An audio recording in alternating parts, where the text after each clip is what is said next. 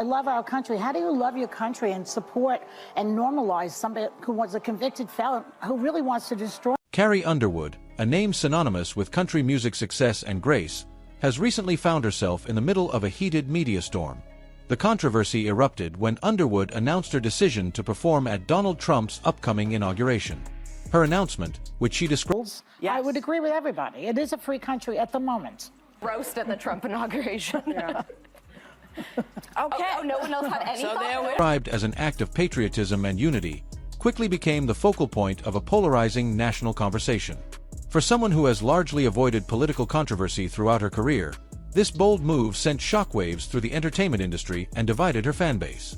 What followed was a firestorm of reactions, amplified by The View, where co-host Joy Behar's pointed criticisms turned the spotlight even brighter on Underwood's choice. When Carrie Underwood revealed her plans to sing America the Beautiful at Trump's inauguration, her statement emphasized her love for her country and her desire to promote unity during a time of deep political division. "I love our country, and I'm honored to have been asked to sing at this historic event," she said. "At a time when we must all come together, I'm I would agree with everybody. It is a free country at the moment. humbled to answer this call." While Underwood framed her decision as apolitical, the response from the public was anything but. Social media exploded with reactions ranging from outrage to admiration. Some saw her performance as a betrayal of her values, while others applauded her courage to stand by her beliefs in the face of inevitable backlash. As the announcement gained traction, The View quickly weighed in, and that's when the real drama began. On a recent episode, Joy Behar, known for her unfiltered opinions, launched a scathing critique of Underwood's decision. "How do you say you love your country while supporting someone who, in my opinion, wants to destroy it?" Behar asked, questioning Underwood's patriotism. Yeah. Now, there are other people performing too, and Her fiery remarks immediately ignited a broader debate, both on the show and across social media. Behar's comments struck a nerve, with critics accusing her of being overly harsh and divisive, while supporters praised her for speaking her mind. True to her nature, Carrie Underwood chose not to engage directly with Behar's remarks. Instead, she allowed her actions to speak for themselves.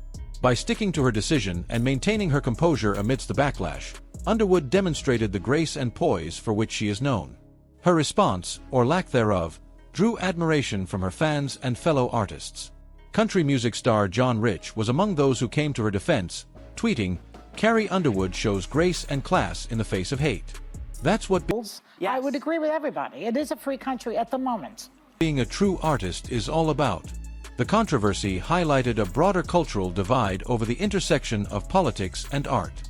For some, Underwood's decision to perform at Trump's inauguration was a bold stand for her values. For others, it was an unforgivable endorsement of a divisive political figure. Social media became a battleground, with memes About it, I think art is art, and you know, you have a right to perform. tweets, and TikToks dissecting every aspect of the situation. One viral meme juxtaposed Underwood's calm demeanor with Behar's fiery critique, captioning it, "Grace under fire versus unfiltered rage." While some fans rallied around Underwood, others announced boycotts of her music, accusing her of aligning herself with Trump's controversial policies. Even within the View panel, opinions were divided. While Behar took a hardline stance, Alyssa Farah Griffin, a more conservative-leaning co-host, urged viewers to separate politics from art.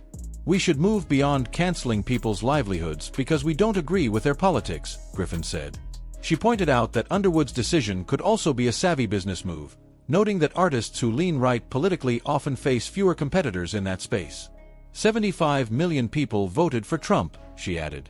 Overnight, Carrie Underwood has become an icon for MAGA supporters. The discussion Country. How do you love your country and support and normalize somebody who was a convicted felon who really wants to destroy the country, in my opinion? also touched on the broader issue of whether artists should be judged for their personal beliefs. Behar argued that performing at Trump's inauguration normalized his controversial actions and rhetoric. However, others on the panel, and many viewers, felt that Underwood's choice was more about her love for her country than any endorsement of Trump's policies. "Art is art," said one panelist. "You have a right to perform where you want to perform." This sentiment was echoed by fans on social media who called for a return to civility and a focus on music's unifying power. What made this controversy particularly striking was how it reflected larger societal issues. In today's hyperpolarized climate, personal choices are often seen as political statements, whether intended or not.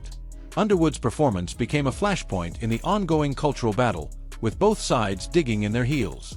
Supporters praised her courage to stand by her values, while critics questioned the implications of her decision. One fan summed it up succinctly on Twitter: "At the end of the day, it's just music. Let's stop turning everything into a battleground." Meanwhile, critics of The View accused the show of promoting divisive rhetoric rather than fostering meaningful dialogue. For them, Behar's remarks were emblematic of a broader problem in media, an overemphasis on outrage at the expense of constructive conversations. This criticism wasn't limited to conservative voices. Even some who disagreed with Underwood's decision felt that Behar's comments went too far, crossing the line from criticism to mean-spiritedness.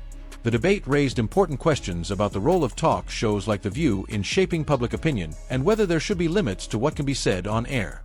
For Underwood, this controversy isn't just about one performance. It's about standing by her principles in the face of intense scrutiny. Her decision to perform at the inauguration was framed not as a political act but as a celebration of her country and an opportunity to unite Americans through music. Despite the backlash, Underwood remained steadfast, refusing to let the controversy derail her focus. "I'm here to sing for my country, not to make a political statement," she said in an interview. Her words struck a chord with many who feel that music should be a unifying force rather than a divisive one. The fallout from this drama has been nothing short of epic. Social media continues to buzz with heated debates, while fans and critics alike weigh in on what this controversy says about the state of modern discourse. Some argue that Underwood's decision highlights the importance of free speech and the courage to stand by one's convictions. Others see it as yet another example of how deeply divided the country has become, where even a musical performance can spark outrage. As for The View, this incident has once again put the show under scrutiny. Critics are questioning whether the panel's fiery debates and bold claims contribute to meaningful conversations or simply fuel division.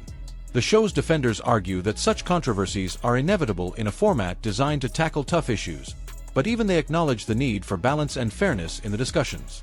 In the end, Carrie Underwood's decision to perform at Trump's inauguration became much more than just a headline.